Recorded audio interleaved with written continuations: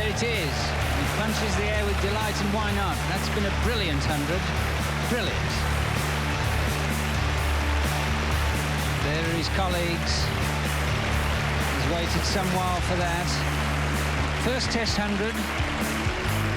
Well, what we love doing in this podcast is reliving some magical moments of a particular series, and this one we've picked out the 1989 series, Australia in England, Kerry O'Keefe. And to me, as a kid, I was 19 years old, I felt this was one of the series that propelled Australia to greatness, where they went on a path of winning, for nearly 20 years straight. But I always felt at 1989, when I was watching it as a kid, we were given no hope in 1989, were we? No. Got on the plane in Sydney, underdogs, despised underdogs. It heralded 15 years of world domination, the 1989 tour.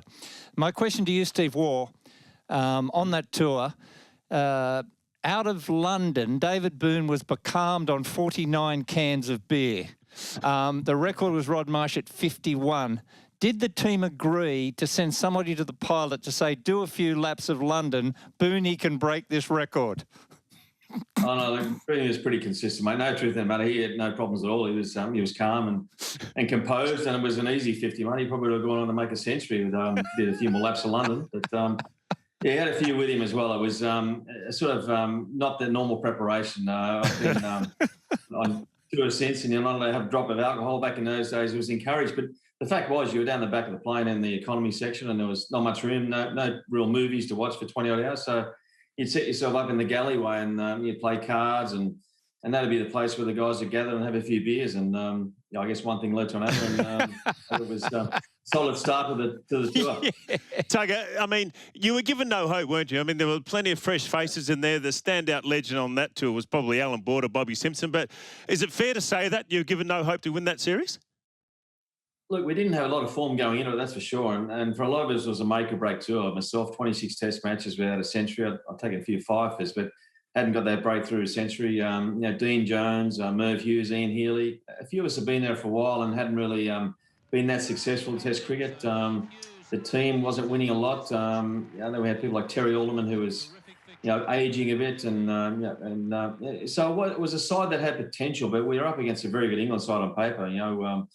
Gadding, Gower, Botham, Lamb, and there's probably a few I've missed there. It was some of the greats of English cricket were there, and we were definitely underdogs, 6 Test match series. But there was something about that. As soon as we got an English side, we had to practice at Lords, and we used, in those times, used to have to wear your whites to practice. And there was something just magical about practicing at the back of Lords, and it sort of all clicked, and all of a sudden we realised that maybe this could be something special as tour. And we had that X factor. We didn't know what it was, and we came through in that first Test match at Headingley with that surprise victory, and all of a sudden it became unstoppable.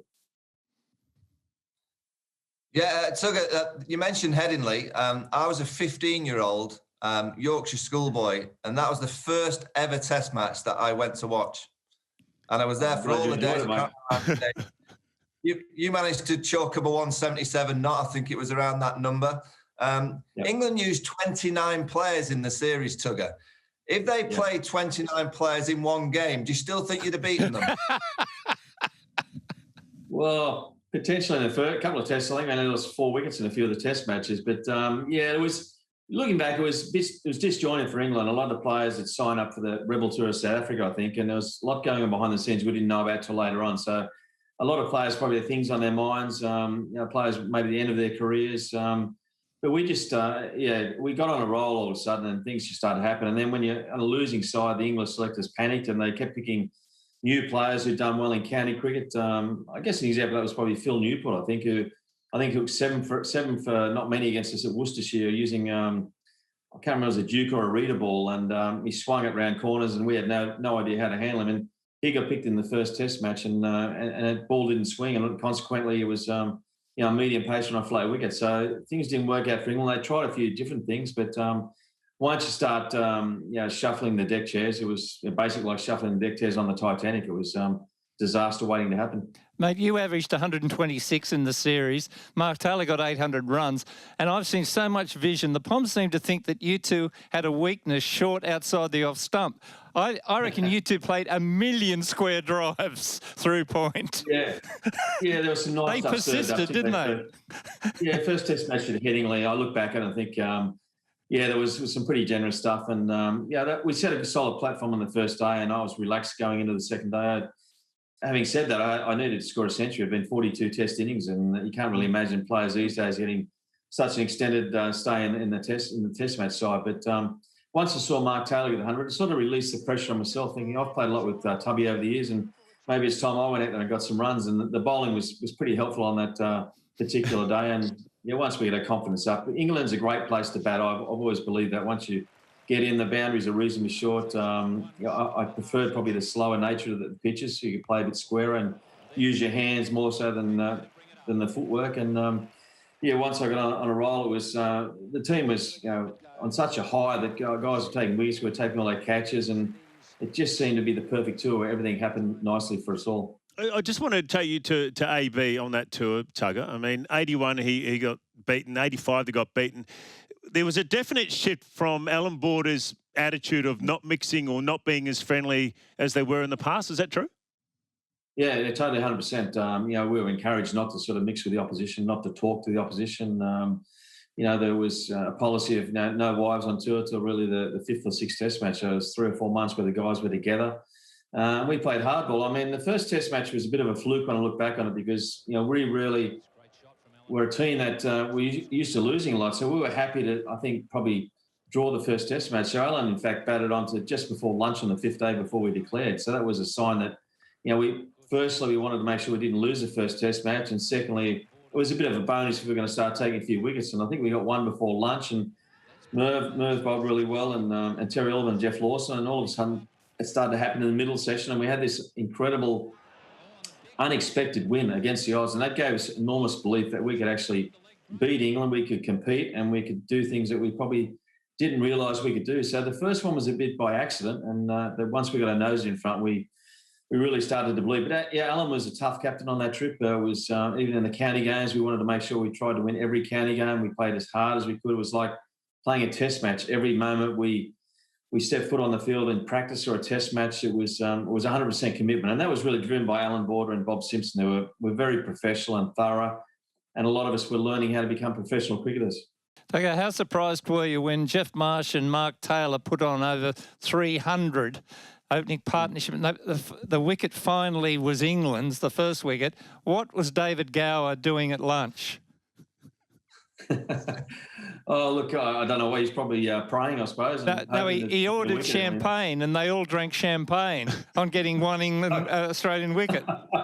On day two. Look, it was a little bit like that. Look, the guys, Mark Taylor had an amazing tour and I think he had 839 runs in the first Ashes tour and first overseas trip was unbelievable. And, sometimes those days happen, Trent Pitch, where you don't lose a wicket and you're really glad that you're batting and not bowling because as a captain, it's a bit of a nightmare. You're sort of just wondering where you're going to get that first bit of luck from. And it just seemed to be symptomatic of England throughout the whole series. They dropped a lot of catches and things didn't go their way. And when you're not playing well, it always seems to go against you. You only hit 4 sixes in the whole series, your team. Merv Hughes hit 2 of them. Was that the fact that Bob Simpson and Alan Border said, keep the ball on the ground, you won't get out? Potentially, I don't know the first 6 at Merv because I was batting with him at Headingley and he came in to bat with me and I said, mate, look, I'm going pretty well here. You just hanging down the other end, you defend and I'll play all the shots. And he said, yeah, no problem. A couple of overs later, Graham Butch came in to bowl and first ball was a massive slog across the wicket, went for 6. And I went down the end of the over. I said to Merv, look, that wasn't really the plan, mate. You were supposed to defend and I'm going to play the shots. He goes, look, I'm really sorry. I went to defend that one and I just followed through and went for 6. That was the last conversation I had with Merv. And he got 70-odd in that test match. And he ended up being a decent player. But, look, it was a plan to sort of keep the ball on the ground. And you'll also notice, it might have been mentioned, but the top 6 players didn't wear helmets on that tour. And that was a bit of a collective decision by the batsmen to say, hang on, we're up for this contest. We don't need a helmet. We're going to take the English attack on. So that was, I look back, it was a pretty brave and bold move and something that's maybe been overlooked. But that was the mentality we took in there. We were going to take England on. Tugger, what about the battle, Terry Alderman, Graham Gooch, and obviously a bit of the top order, but how important was it for, Clemming to have the foot on Graham Gooch in the top order there? Was that a big part of the series, just to knock over a dominant player like that? For sure. And you talk about preparation before. That was a big part of our plans. And Alan Border played a lot with Graham Gooch at Essex and knew his game back to front. And that was the plan all along, that that Gucci was susceptible to again, being LBW, playing across the line early on in his innings, and Terry Alderman was just his precision was just amazing for that whole series. He just landed on a dime every time, and he'd swing the ball away and then duck one back in, and it wasn't extreme pace. And we talked recently about bowlers having to bowl 140 Ks. I mean, I reckon Terry Alderman bowled probably 125, maybe 130 in that series, and took 41 Test wickets.